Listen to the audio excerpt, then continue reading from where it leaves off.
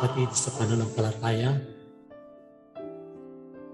sa linggong ito'y ipinagdiriwang po natin ang dakilang kapistahan o solemnidad ng Santisima Trinidad o kabanal-banalang isatlo o isang tatlo.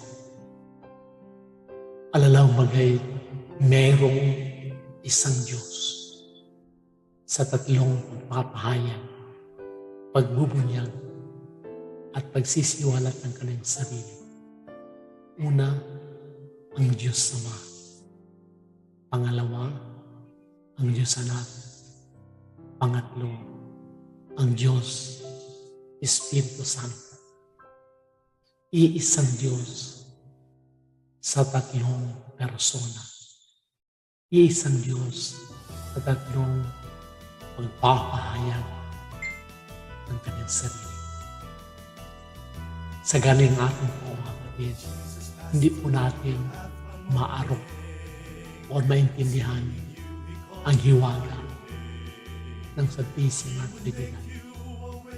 Ito po'y lumalabas sa ating pag-ibig. Hindi po natin maarok. Napakalalim, napakalawak na hiwaga sa ating bilang mga. Subalit sa kahiwagaan ng solemnidad ng Santisima Trinidad, atin pong makikita ano klaseng Diyos na meron tayo. Isang Diyos na nakikialaw. Isang Diyos na merong malasakit. Isang Diyos na naging tuwaran. At isang Diyos na bukal sa ating pagpupunyagi sa buhay bilang mga mananampalataya. Mangyari po, hindi ba natin maintindihan ng kung ang kahiwagaan ng Santisima Trinidad?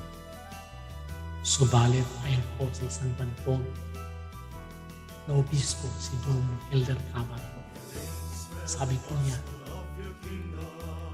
ang pag-intindi na hiwaga ng Santisima Trinidad ay nangyayari. Kung titignan po natin kung halimbawa may pinapakita, pinapahayag ng bawat persona sa isang Diyos. Ang Diyos Ama na siyang tinatagurian, tagapaglikha, bukal ng buhay, nag-aalay ng kanyang Diyos Anak, isang amang merong palasat, merong pagmamahal po sa bawat isa. Ang Diyos, Anak at kung saan siya ang nagtatalagay ng sarili bilang saksi, bilang isang hain, isang handog na kung saan sa pamagitan niya tahasin na iligtas sa sinupo ang bawat isa. Ang banal na Espiritu pinataguriang paraklito, umutulong, umugabay, sumusubaybay sa bawat isa. Kaya nga po, ang pag-intindi ng hiwaga ng kabanal-banalang isang tatlo ay higit pa sa ating pag-iisip. Dahil ika nga po ay napaloob sa hiwag ito kung papaano ang Diyos Ama nagbibigay sa atin ng ibang inspirasyon. Siya'y tularan. Tayo po ay hinimok na maging malikhain, maging bukal ng buhay, magbabahagi ang ating pananampalataya bilang lahat. Ay po ay hinihimok upang magtalang ating buhay, magsakripisyo, magpipika, at maipahayag na handa nating mailigtas ang bawat isa ganyan makasalanan kung tayo mantili magkakaroon ng iba yung pagsakripisyo, iba yung pagtatalaga ng buhay at dahil natin sarili alang-alang sa ating mga minamahal.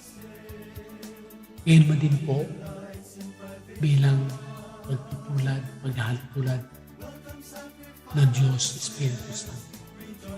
Kayo po ba ay nagiging ilaw, nagiging kanlaw sa gitna ng mga puso, sa gitna ng mga suliranin, sa gitna ng parabagang wala ng kapag-asa.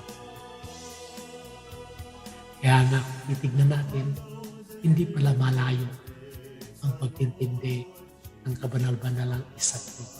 Dahil ika nga po'y ito'y tumutumbo. Ito'y nagbibigay ng hiwaga, direksyon, hindi lang sa ating pag-isip, subalit higit sa lahat, sa ating mga kilos, sa ating mga galaw, bilang mananampalataya. Kasadsali po